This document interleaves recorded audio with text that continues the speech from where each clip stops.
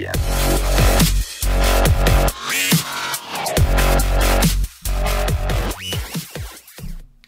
Welcome to the Wise Take DFS podcast. I am your host, CK013. Twitter at CK_013, and I am joined once again by one of Wise Take's youngest and brightest DFS analysts, Mr. KamG333. You can find him on Twitter at KamGDFS. Cam, my man, how you doing today? I know your little sweat earlier didn't end the way you wanted it to, but making strides, man. You're getting close. Hey, you seem to be in there pretty much every day. So, yeah, you know, that's what we're looking for, right? Yeah, it's all good. I mean, everything was there. Just needed a couple balls to bounce a different way. At the end there, I had Joyce, or I did have Joyce in the stack, but I had Simeon, Lowry, and Olsen were at the end, and I was in 10th place, down like 15, I think. And Olsen hit that one off the wall, and if it would have gone over, that would have been home run plus points for for Simeon and for Lowry scoring runs and the extra RBIs because it was extra innings, so he only could get credit for one. So it was just ultimate tilt, like hit it 372 to left. The fence said it was 365, so I don't know how that works, but just full tilt mode. But it was fun. I mean, not to mention it lasted like 1,000 hours. Oh my gosh! It just it really was going. I mean, it was really going. Seriously, and then it is like crazy. I tell you what, man, like between when you have the NBA playoffs and like I haven't really been playing too much NBA. I really only play the NBA when I do shows. So like you know, I know the past couple of days, Paulie and Johnny have been doing them, so I haven't really been playing. I've been focusing on baseball and man, trying to watch, like, I don't have, so at this point, it's like today, right? I didn't have any money on basketball, yet, like, I find myself flipping back to the basketball game because I'm watching, like, the Indians and the Twins game, which is, like, you know, it's cool. Like, pitcher duels are okay, but it's, like, it's not even, like, there was a ton of strikeouts per se. It was more just guys hitting the ball into the ground and fouling out and hitting the ball into the ground. It was just so boring. And yeah. I had pitching interest. I played a lot of Barrios. I think I came off Carrasco at the end. I played a lot of Barrios, and I just couldn't do it, man. I'm watching my Mets. I have Met stacks. That's always great. The Mets, I'm not going to say a word about. My mans, they did their thing, came through for me. But like in all seriousness, when it came between that game and then between watching the A's game, because I was sweating, I was rooting for you, so I was flipping back to the A's game.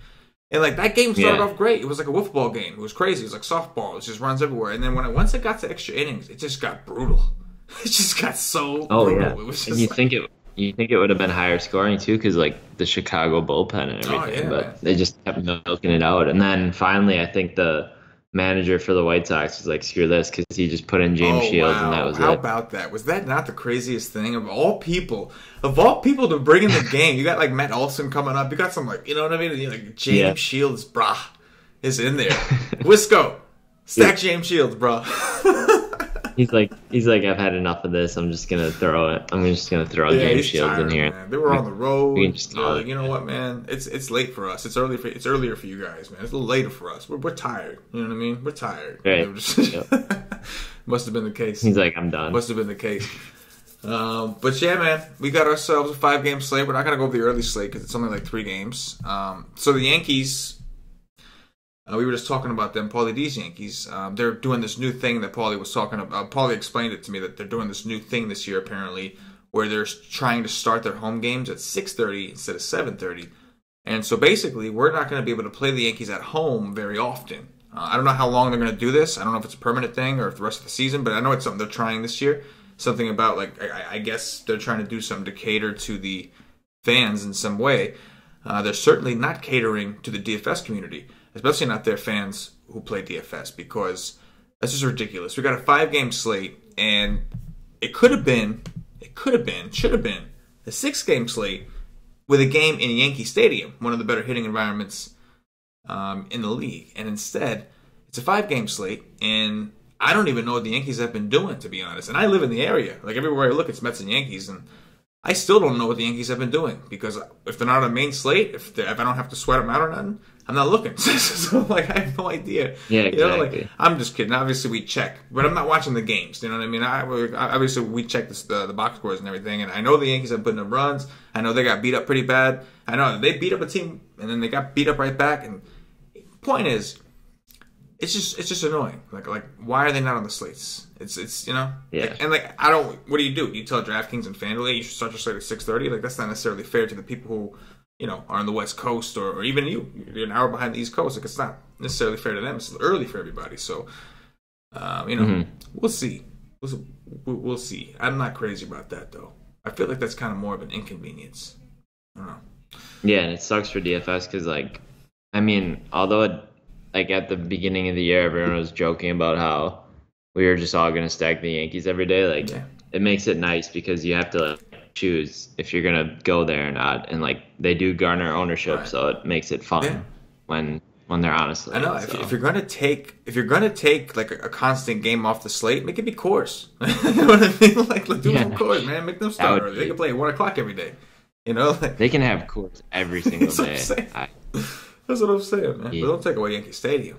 That's just that's just not cool. Yeah, exactly. Take away Aaron Judge. Take away Stanton. Stanton getting booed. Yankee fans, shame on you. He's getting booed already. Isn't that funny? Shame on you, Yankee fans. Come on, man. Come on. That's wild. That is wild. All right, we'll go ahead and jump in here. There's 5 games, those of you listening. So I know, we're talking, we're hanging out. I'm just hanging out with Cam, bro. That's all. I have a chill night for once, but we work like animals. It's nice to have a nice little chill night. Only 5 game slate, so. But we'll get into it. Yeah. We'll get into it, Cam. First game, we got James Taillon of the Pittsburgh Pirates visiting Jake Arrieta of the Philadelphia Phillies. Looks like 15-mile-per-hour winds are projected blowing in from left field, which is interesting because Philly is one of the smaller parks in the game. Total here is going to be 7.5. And Phillies are a -115 home favorite. What do you think on your first look, Cam? Yeah, I mean, you and I were kind of talking about this, and we were just kind of laughing because we were saying how both of these pitchers, their prices are kind of flip-flop from how they would have been like a year and a half ago. You have James Taillon or however you even say his name, I don't know. He's 11.1K on DraftKings, and Arrieta is 7.6. Usually that's kind of reversed. I don't know. I think Arrieta is kind of done. I don't think he's going to be his same self. I definitely think you can attack him with bats. He's gone up against like Miami and Toronto to start the year and hasn't really even looked all that great. So going up against a Pittsburgh team, they get a little bit of a ballpark boost here. Going to Philly, I could see them putting up some runs. They've just been a team that's put up runs and have been hitting pretty well this year. I think 3.7 run total is a little low for them, but could be wrong. I think you could definitely take a look at like Polanco and Josh Bell, Dickerson would be probably my main targets. Frazier is like a cheap option to kind of round out the stack. And then you could go Marte. He's kind of a guy who you can play in any matchup because he's not really a guy who's going to like hit for a whole ton of power, but can get on base, steal, get runs and everything. So he's a guy you want in your like Pittsburgh stacks if you're stacking them because he kind of just does everything and lives off of like coming in on runs and everything. On the other side, I think you could stack the Phillies just because I don't think Taillon's like a good enough pitcher to be that high a price, so you can kind of leverage it, the field if he's going to be highly owned, and he's just not a guy that I would really want to pay 11.1K on DraftKings for, especially when you could get Greinke later on. I think here he's like 10.7. I would probably pay that almost all the time.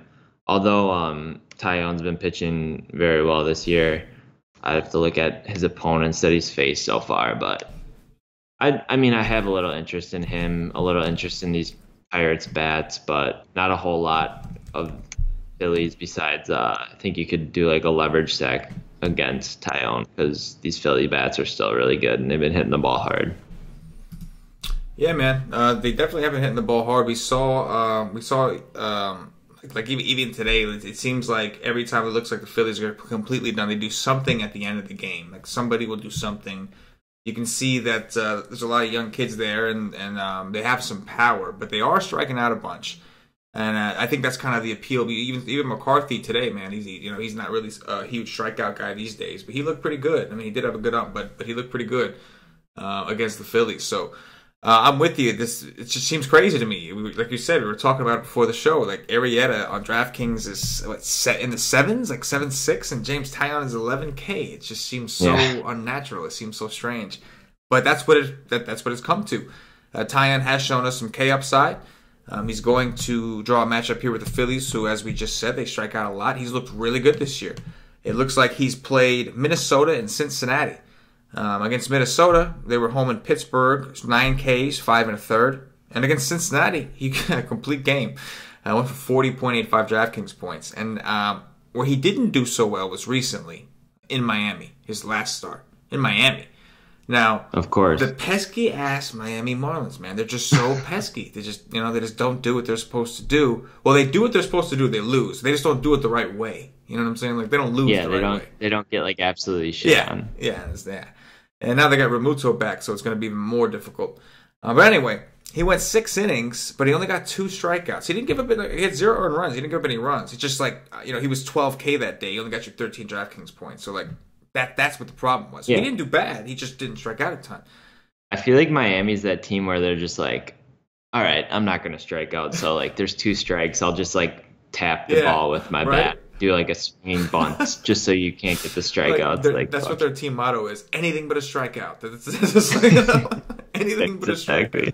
It's the little wins. They're like, we're so bad, we just don't want to strike out every time, so just nub it into play. Sometimes you need those little wins to keep you going. It's a long season and it just started, right. so it's like, I get it. But point being, man, seeing as how it's a 5-game slate, we'll go through some of these other games. We don't know too much. We know a little bit what's out there, but we don't even know who else is out there really. So I think we have to kind of consider Taillon in the situation, even at the 11-1 price, just because he has looked good against Minnesota, Cincinnati, and again against Miami. He didn't get hit. He just didn't strike anybody out. But the Phillies have been striking out. We have 14-mile-per-hour winds. If that holds up, blowing in from left field, that's definitely a big plus.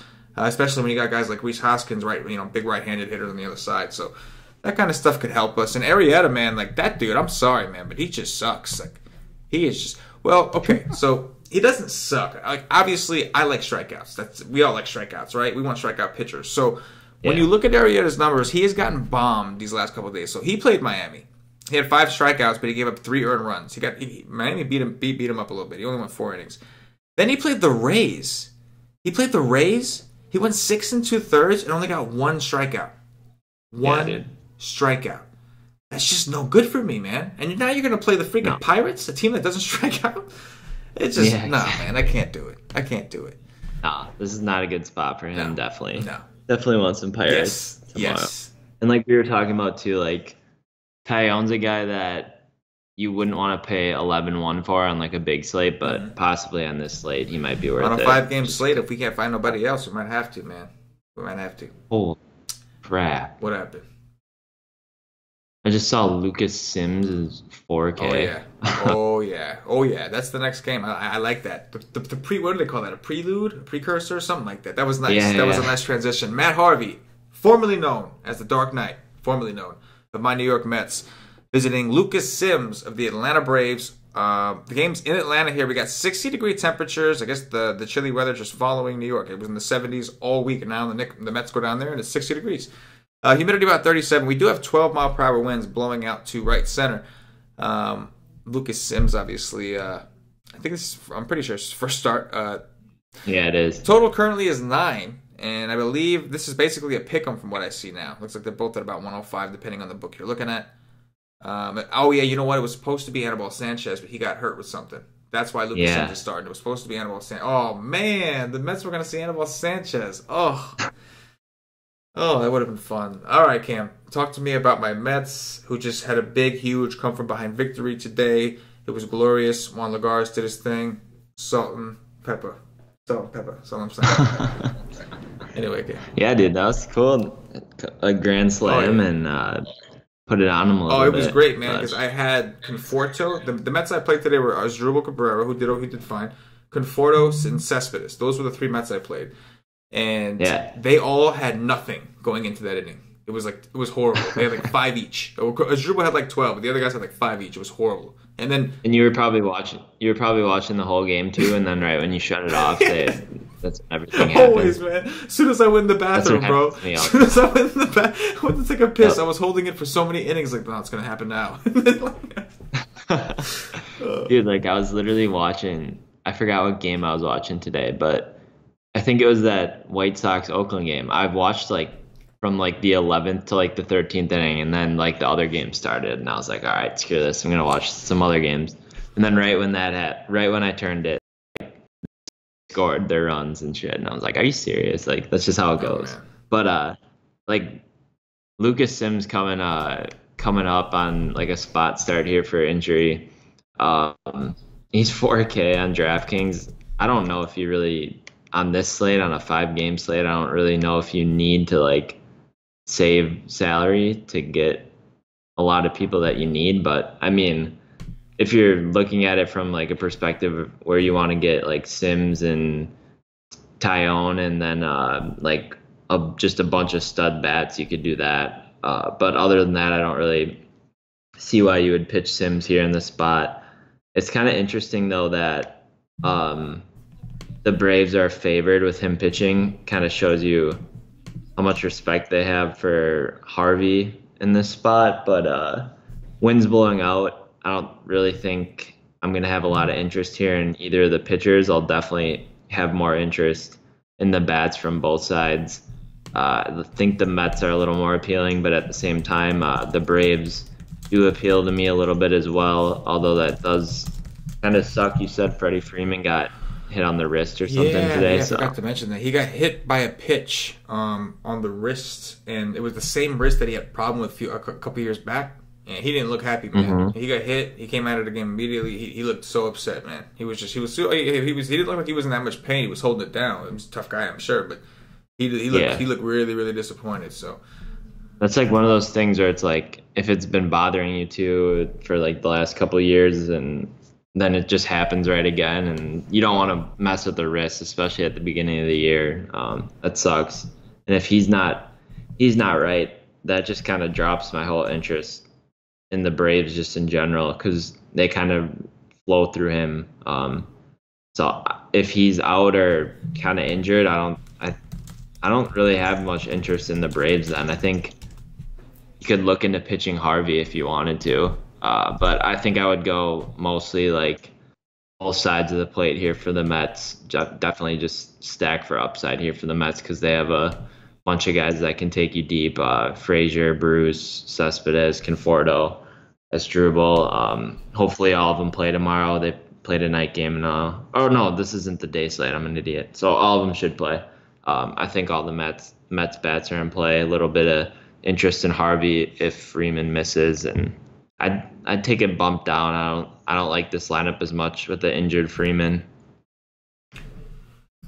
Yeah, man. I think Harvey is a guy. I think Harvey is like it kills me to say this, man, because he was like the first Met, but to come up and do great, but he just doesn't look very good to me. Like, didn't he like pitch in a World Series for you guys? Yeah, I believe he pitched in the World Series, but even that wasn't the regular Harvey. He had already gotten his first injury. Because that's the thing about Matt Harvey. People got to remember, it's not just one injury. He's gone through a lot. Like, he had some kind of nerve issue he got repaired. He had through his shoulder. He had like a complicated shoulder nerve thing or cardiovascular thing he had probably. So it was like that on top of the Tommy John and everything else. So he's had multiple injuries he's had to come back from. He just hasn't looked great. And even now, I know the results haven't been terrible for him. I think his last game, he did, I think VR got to him, your Brew Crew. I think VR tattooed him. But for the most part, I think he did end up kind of settling down a little bit. He went 5 innings, 6 strikeouts, 4 earned runs. That home run was really the only mistake he made. But I feel like that should have gone worse for him. Just watching the game, it should have gone worse. Now, one thing I'll say is he does have a really good history against the Braves, and I mean, obviously he's faced some of these guys a pretty good amount of time, and even Freddie Freeman, who like if he does play, I'm definitely not gonna I'm gonna have to run from Harvey if Freeman plays, but I just doubt he's gonna play. But he's been with the Mets his entire career, so he's seen these Braves a lot. He's let's see, Markakis 6 for 22, Freeman's only 5 for 26, and Ciarte's 5 for 21. The issue is not a ton of strikeouts, and that's the issue you always get with the Braves. So it's a small ballpark. We got to worry about the lefties here. The Braves are hitting the ball pretty well. Even today, like Velasquez was pitching really well and doing well, but eventually they got their bats going and they put up a lot of runs. So I just don't know if we can trust Harvey, man. I just don't know. I mean, he's 6'3". We could definitely go with that, but I don't think I could do it. And the bats for sure on both sides. I think I think it definitely bats on both sides. Let me think. So the Mets won tonight, and they got to travel to. Oh, it should be fine. This is a big weather upgrade for the Mets. It's been cold up here, so it's gonna feel good to them. The Braves are probably gonna be a little chilly. 60 degrees in Atlanta. Excuse me. Yeah, no kidding, right? Excuse me. Yeah, this is definitely a great spot for the bats. And then remember, obviously, a lot of lefties. I expect a lot of lefties on both sides. We're gonna see a ton of lefties, so we should see a bunch of home runs, especially with the wind blowing out. I love this spot, both sides. Yep. Dylan Peters of the Miami Marlins visiting Chase Anderson, this stud for Mr. KamG333's Milwaukee and Wisco. Milwaukee Brew Crew, a.k.a. the Brewers. Let's see what Vegas is respecting them. 8.5 is the total. Milwaukee a minus 195. 195 home favorite. They put some respect on Chase Anderson's name in Vegas. Or disrespect on the Miami offense. It's one or the other. What do you got here, man? I mean, so Peters hasn't pitched like terrible in 2 of his 3 starts this year. He's had pretty good outings against the Cubs and the Pirates, and then he just got absolutely smashed versus the Phillies. I think like these Brewers have been a pain in the ass because they just haven't been scoring at all. Going up against the Reds, they should have been able to put up a lot more runs than they did. Like below average starting pitching, below average bullpen. I think they only managed like maybe 5 or 6 runs the whole series, like not much at all. They're in another really good spot here, projected for 5 runs, and yet I keep finding myself like not really believing that they're gonna come and produce, but I think I'm still gonna find myself kind of going back to them just because of the spot that they're in. Historically speaking, they have a lot of guys in their lineup that can hit left-handed pitching. You got Kane, Santana. I think Braun's gonna be out. I think he like tweaked something like always, but Aguilar. Perez, they should be able to put together a pretty decent lineup here against Peters. And at Miller Park, in a really good hitter's ballpark, I think you definitely have to take a look at them and consider them just because of the spot that they're in. Although I'm not going to love it because they've been letting me down for like the last week here, but I think you got to do it. Although I do see a path where Peters could come out and pitch a really good game and shut them down. I think if you're making multiple lineups, you probably have exposure to both ends here. You have like Peters at 5K, and then you have stacked the Brewers as well. Then on the other side, I don't have a lot of interest here in these Miami bats. I think you could do like one-offs, like a Bohr or a Dietrich, but that's about it for me. And then you could get like a little narrative here with Lewis Brinson coming back to Milwaukee after they traded him for Yelich. You got Yelich going up against his old team as well. So a little narrative here, and then Chase Anderson. He's okay. He pitched well last year, but he's the guy who I think kind of overachieved a little bit. He's had a couple good starts here this year, and he's had a couple bad starts, so I think that's what you could expect. And like we said, this Marlin team's always pesky, so they're implied for 3.5 runs tomorrow, and I could see them scoring like 4 runs in 6 innings against Chase Anderson and only striking out like 3 times. So it's one of those scenarios where I always say attack the Marlins, and then they always keep coming back to bite me. So kind of both teams that are always in good spots or bad spots, and you always want to attack them or not attack them, and then they kind of do the opposite thing, which is really annoying. Hopefully we can get bigger sample sizes as the season goes on and kind of get a clearer picture here on them, because I'm kind of getting sick of both these teams, to be honest with you. Oof, those are your boys, man. Those are your boys. They're annoying. I know. Dylan Peters on a regular slate because of his price. You know, Ken, we were talking like Paul. Shout out to Paulie D. Nice call on Stratton today. Super cheap price on DraftKings, and last time I checked was doing well. Hopefully I didn't jinx, because jinx is real. But you know, I don't know what's going on. Grand slam. Yeah, it's really real. So normally I like to do that on DraftKings because it doesn't take much for them to hit the quote unquote value, or he's priced like a hitter. So if I get a hitter result, I'm fine with that. You know, that's where I'm at. So the problem is I don't like messing around with lefties against the Brewers. You know, not unless they're really good. If they're really good, I don't mind it. But when you think about it, like, man, this team, it looks like they were built. I mean, okay, you got Thames, Travis Shaw, Yelich. I understand those guys are lefties, but when you look at the other side of the team, and like these are the cheaper guys. There's Domingo Santana, Hernan Perez, Jesus Aguilar. These are like the cheap guys that are good, that hit left-handed pitching. So I know the Brewers haven't been playing great, but it always, like, when I look at their lineup against a lefty, I always like it, man. And the price is always cheap. And yeah, exactly. So I get it if they want to take a chance on Peters because he's so cheap. I get it. The Brewers do strike out a lot, but I think I'm gonna have to try the Brewers again. And they've been screwing me too, man. They screwed me big time today.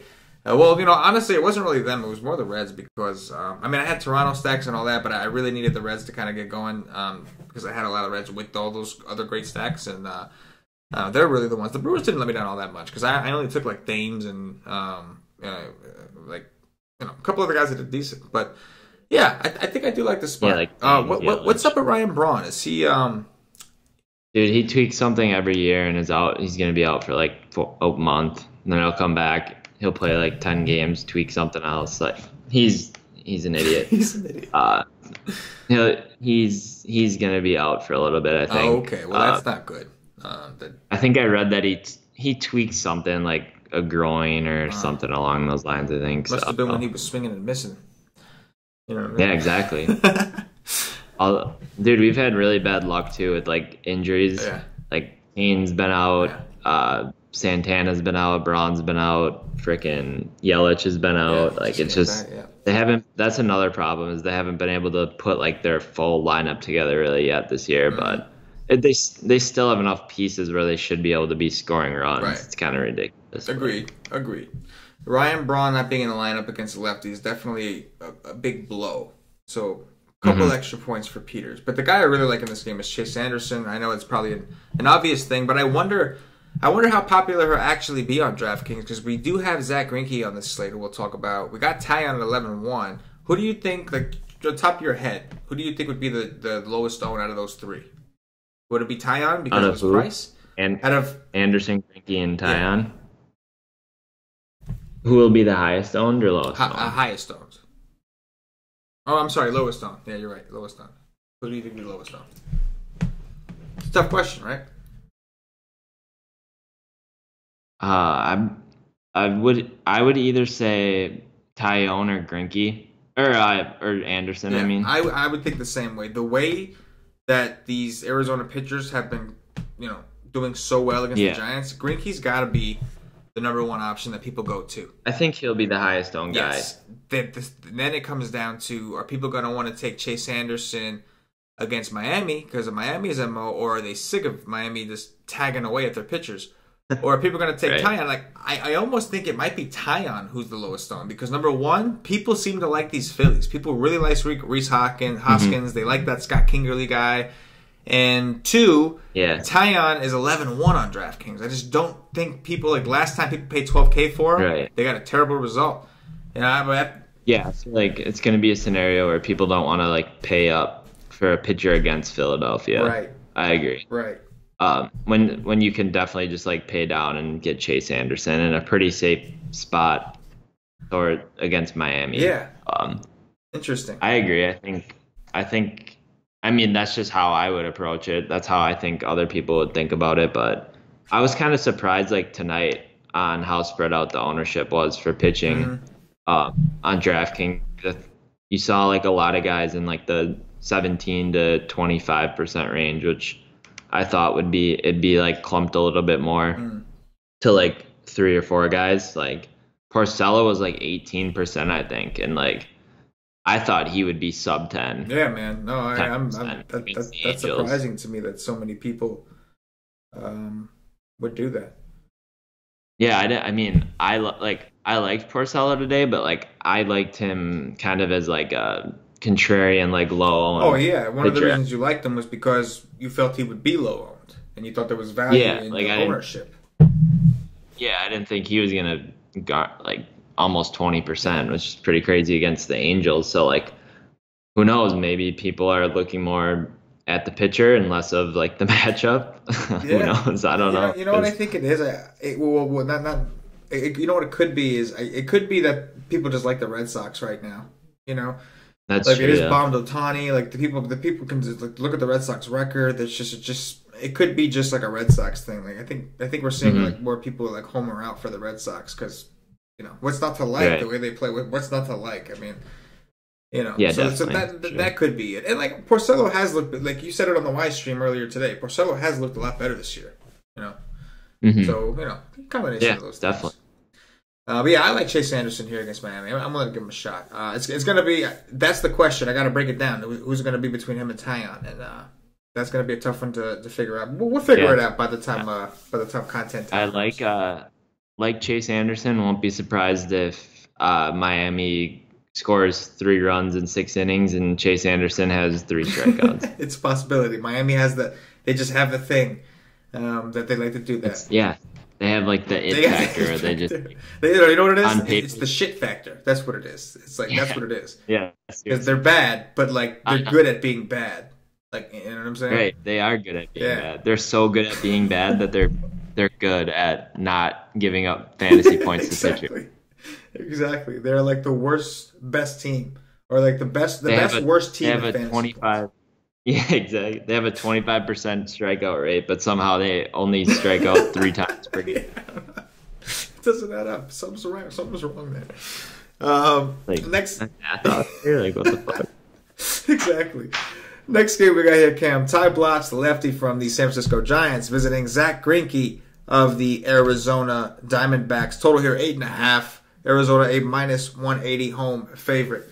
What do you think about Greinke and company?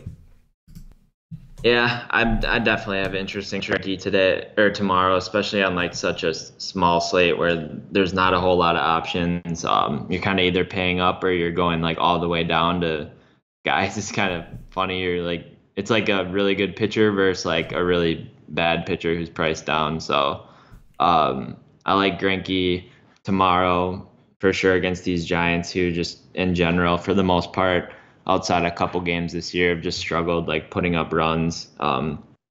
They don't strike out as much, but against pitchers that have good strikeout stuff, they definitely still have the ability to strike out. You just have to you have to attack them with pitchers that actually have like really good stuff, not just guys who have good like swinging or K percentages and stuff. So like a guy like Ray today, I think he's probably at like 9 or 10 strikeouts. A guy like that, Greinke has similar stuff. So I like him tomorrow in this spot. Their Giants are implied for a low total. Greinke's at home. I like him tomorrow. Then on the other side, Ty Blanche. Ty Blatch, sorry. I don't know. I can't really like. I don't know. I like Goldie and Pollock and Owings and Ahmed tomorrow, but did this team score today? Ooh. I feel like every time I play the Diamondbacks, they kind of suck as well. But I think you can go right back. Goldschmidt, Pollock, like the righties. I think Ahmed's very good versus left-handed pitching, so if he's in the lineup tomorrow, he's a really good value play at 3K at shortstop, kind of a weaker position. Marrero also, I think, has really good numbers versus left-handed pitching, if I can remember. 254 ISO last year versus left-handed pitching, 348 WOBA. So I like him tomorrow too. I think this team is stackable, probably 1 through 8. If they roll out this projected lineup, it's probably going to change, but I do have interest in Greinke and the Diamondbacks hitters, and not really any interest in the Giants tomorrow. Yeah, definitely, man. Greinke is obviously just strikes you as like the safer option, even in the ballpark he pitches in. We guys would like to call it mini Coors or Coors Light or whatever. He's a veteran of the game, and he's just a solid overall pitcher. He's a guy that you could expect a relatively high floor from. Definitely the first guy that I think you click in cash games, right, on the slate tomorrow. Yeah. I think he's just an easy guy to go to in cash games, and in tournaments that's where you gotta kind of take your stance. But his swinging strike rate so far this year is absolutely great. It's 15.7 so far. Obviously it's an early sample size, so we don't want to overhype anything, but it's pretty solid. It's solid, and he hasn't played like the way he's played some decent teams. Almost played the Dodgers recently.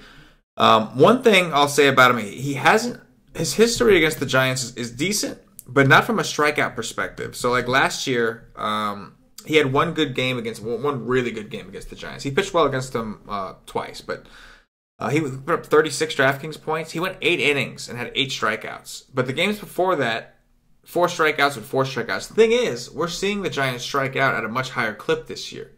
So it's something we have to monitor. We don't have a big enough sample. But right now, the Giants look like the right team to attack. Evan Longoria did have a pretty big game today. And I do respect the humidor. So I think in cash games, I'll play Greinke. And maybe in tournaments, maybe that's where I'll try to get my exposure away from Greinke. Especially if we think he's going to be one of the more popular options. I think the Giants are like a team where, like, in certain matchups they can get the ball and like they can put the ball in play versus like certain pitchers, and then against like other types of pitchers, like they're going to be able to have just probably like a really bad strikeout rate, like some of the league's worse when they're going up against like a certain type of pitcher. Well, that type of pitcher is Robbie Ray and Corbin. Right, exactly.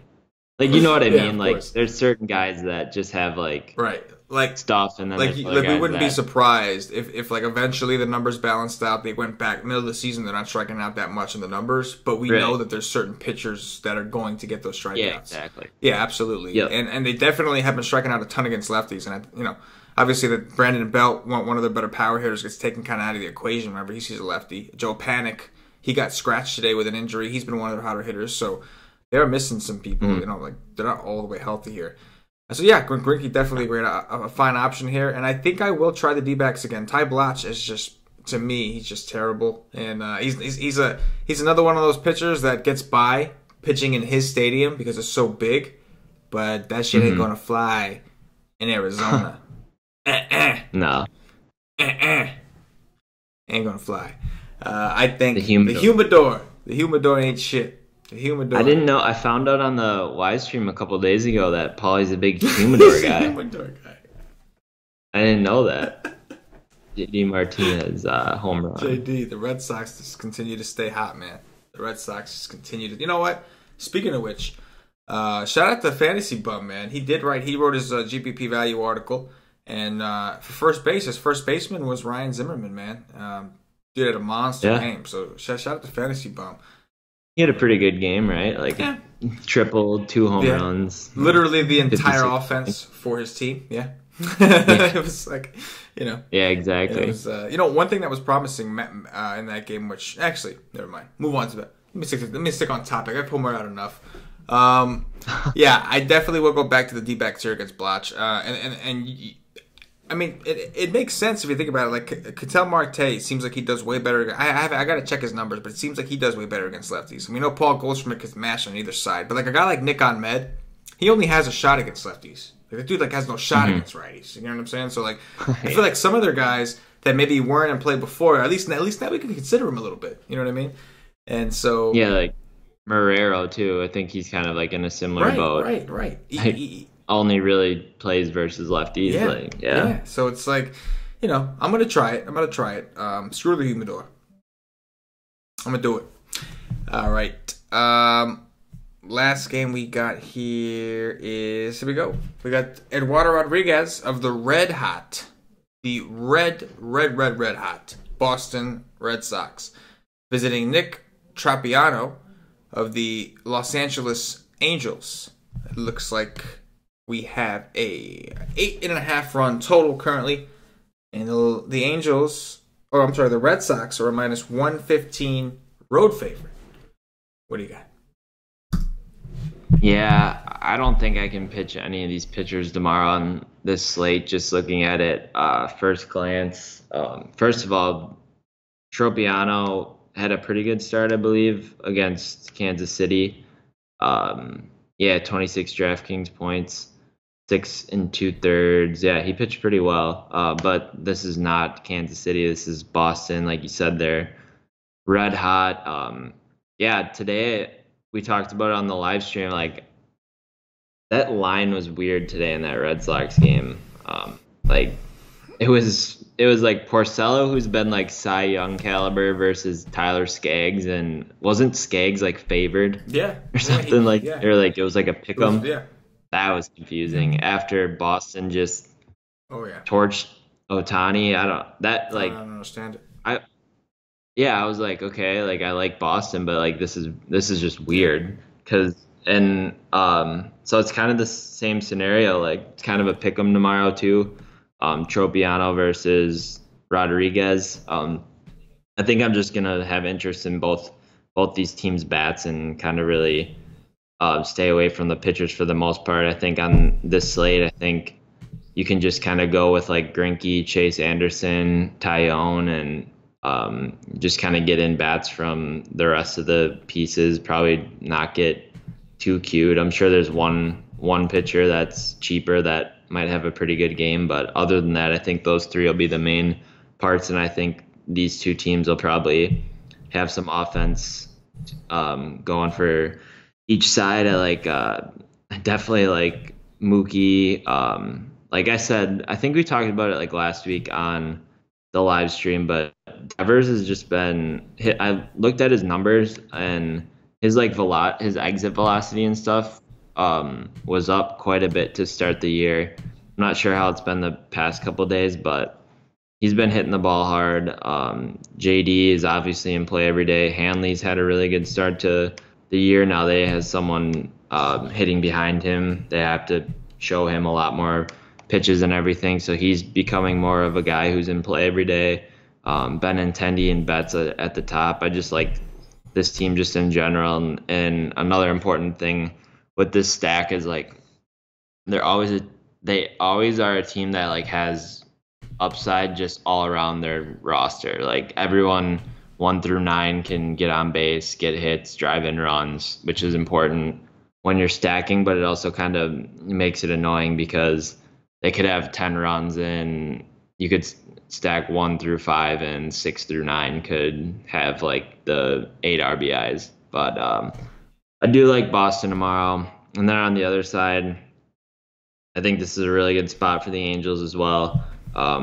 Rodriguez is a guy who kind of is wild. Sometimes relies on his strikeouts a little bit too much, and in this matchup, I think he's not going to be able to get those strikeouts as easily. I don't think they're going to come across. I think Angels are probably going to be able to put the ball in play a little bit more. They're going to roll out like a right-handed heavy lineup. So I think 1 through 5's really good. You have Kinsler, Upton, who absolutely smashes left-handed pitching. Cozart's damn near elite versus left-handed pitching as well. So I like him a lot. Just like in general, both these stacks I think are pretty good options tomorrow. Yeah, I would have to agree, man. Don't get me wrong, I think Trops look good, and Eduardo Rodriguez, I respect him in the right matchup. Rodriguez needs a good ump. Without a good ump, that guy's terrible. Well, you just walk too many people. But regardless, I'm with you. I think this is a spot where I'm leaning towards the bats. These are two teams that are like at the very, very bottom in strikeouts, even this year. Like same thing as last year. It's continuing this year. So I definitely think that we want to keep focus on the bats here. One thing I'll say about some of these Angels, is they should mash lefties. Like, they should really, really be able to mash some lefties. So if Eduardo Rodriguez, if he walks a couple guys, like, that could be all it takes for him. You walk a couple dudes here, and you get Mike Trout up, or Justin Upton up, or Pujols, or Cozart. I mean, Kinsler, like, any one of these guys, man, you're in trouble. I think Cozart and Upton last year had over 300 ISOs versus left-handed pitching, and like I think Upton's was close to like 400 or something. So this is a really tough spot for Rodriguez. Very tough spot. I'm with you. I think the bats on both sides here definitely in play. A little late night hammer action. Yep, latest game on the board. A little late night hammer action. I like that, man. It's not so bad. It's a 5-game slate, but it's not so bad. There's some options. Might have to get a little creative because there's not a ton of options. But I mean, if you think about it, the Mets and Braves game seems like a great spot for bats. We have pitching. We have Chase Anderson. We have Greinke, and we have Tyon. And like, there's the little guys you can always take a chance on, like the Dylan Peters, who's really cheap, or the Matt Harvey, if you don't value your money all that much.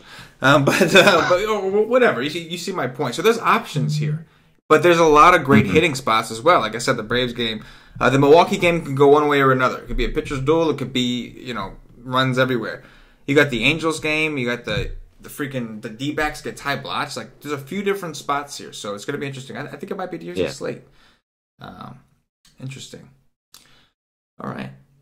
I'm with that, man. That's going to do it for the game-by-game breakdown. I'm just going to let you guys know, like I always let you know. If you haven't already checked us out at wisestake.com, I do not know what you are waiting for.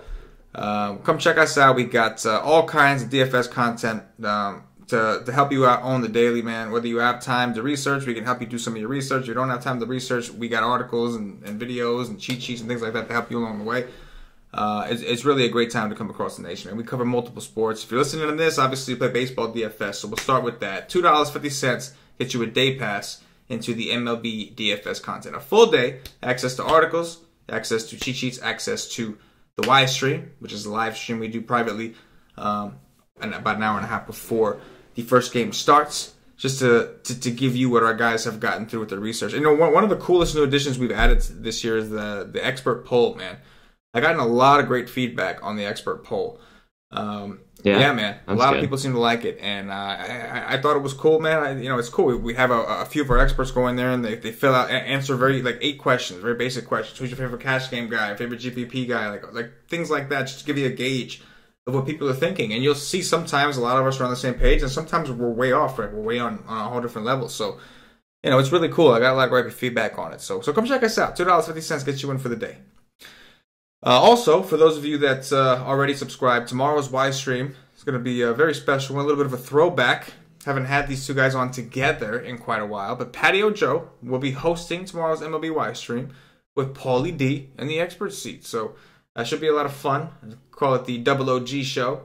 Patio. Thank God I'm not going to be on that show. I don't have to. Be Joe's punching bag. Yeah, exactly. Joey's been. Listen.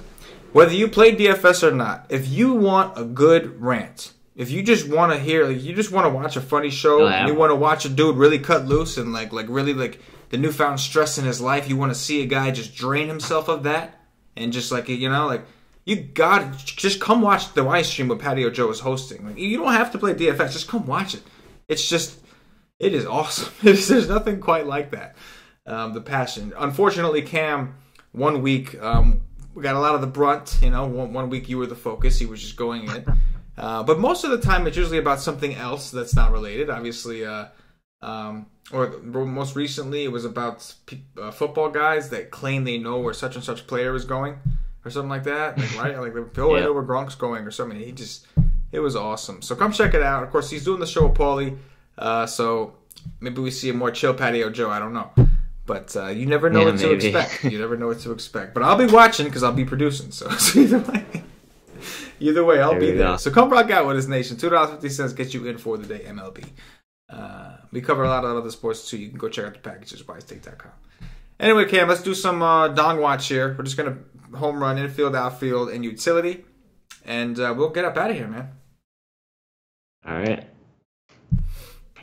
Let me see. Infield, outfield, and utility. I could go with. I'll go with Justin Bour tomorrow off Chase Anderson. The anti-homer call. I like it. Yeah, Bros told me in the chat on the Y stream that I'm like picking the Brewers all the time. I'm like, dude, I feel like I'm never picking the Brewers. I feel like I'm always ripping. Like I'm always ripping on them. Like I'm anti-homer. Yeah, you have been. I've been freaking riding your guys. I've been the one getting screwed by your freaking team. Yeah, like I don't play them that often, and then like I'll play them like every once in a while, and they just piss me off, and they make me realize why I never play them. But like, yeah, I'm like anti-homer guy. It's true. This is true. I will go with who'd you pick again? Bour. That's right, Justin Bour. I'm gonna go with my boy. My boy Upton, Justin Upton of the Angels. Oh fuck! Yeah, should have picked one of those guys. I'll go Cozart. Okay, that'll be your utility then. Util. Yeah. All right, I will go for my util. I'll go with Mr. Michael Conforto. I'm gonna call it homering if you want. Michael Conforto, a lefty, is in Atlanta. I'll take it. Yeah. Pretty good call. Yeah. I'll go Gregory Polanco. Okay. Polanco against Arrieta. I respect it. I got to pick an infielder now. I will go with... I don't want to... I might have to. I don't want to, but I might have to. I guess I'm going to have to go with... sorry, Cam. There's no options. I got to go Goldilocks. There's just not a ton of infielders. Yeah, I gotta go with them. Go Goldilocks. Goldschmidt.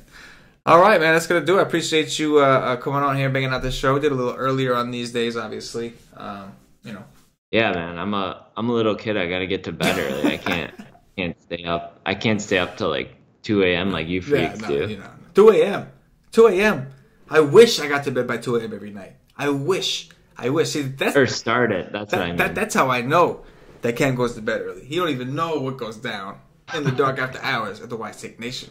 Where the owls really be up, man. Yeah. That's the problem. When I do these shows earlier, I've been told that I talk a little more, which I find that weird because I'm hosting the shows when I'm on them. So like I talk a lot anyway, and but I've been told that I talk more when I do the shows earlier, and it's probably because I have so much more energy. Usually we do these shows at we don't start like you said till 2 in the morning Eastern. It's like a little more energy. I'm gonna talk a little more, I guess. Okay.